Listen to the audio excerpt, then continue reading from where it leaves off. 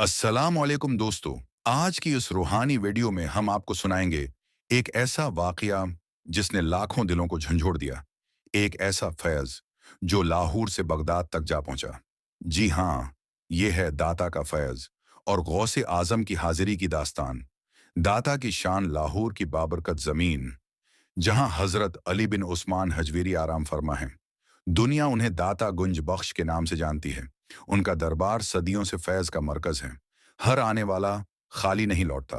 Baghdad की फजाएं, उधर Baghdad की सरजमीन, जहां सैयदना अब्दुल कादिर जेलानी जलवा अफरूज हैं, दुनिया उन्हें गौसे आजम कहती है।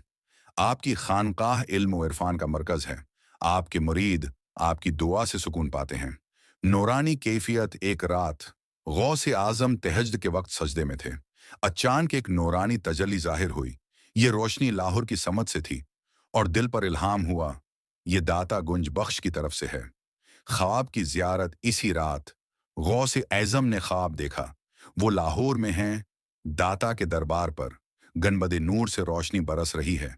हजरत दाता हजवीरी मुस्कुरा रहे हैं और फरमा रहे हैं, ओए अब्दुल कादिर, मेरा फैज हिंद में है, मगर उसकी खुशबू बगदाद तक पहुंचेगी।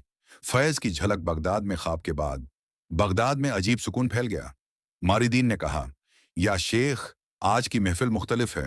गौसे आजम ने फरमाया, ये दाता का फैज है जो लाहौर से बगदाद आ रहा है।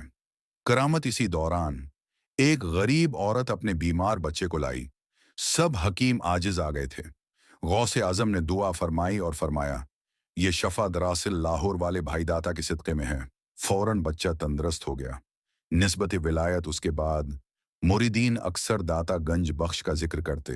गौसे आजम फरमाते, वो मेरे भाई हैं, जो मेरा गुलाम है वो दाता का भी गुलाम है, और जो दाता से फैज लेता है वो मेरे करीब भी आता है। दोस्तों, ये किस्सा हमें ये सिखाता है कि औलिया अल्लाह का फैज जमान और मकान की कैद में नहीं। लाहौर और बगदाद दोनों सरजमीनें एक दूसरे से जुड़ गईं और ये रिश्ता आज भी कायम है। अगर आपको ये रूहानी दास्तान पसंद आई हो तो वीडियो को लाइक और शेयर करें, और मजीद ऐसी ईमान अफरोज कहानियां सुनने के लिए हमारे चैनल को सब्सक्राइब जरूर करें।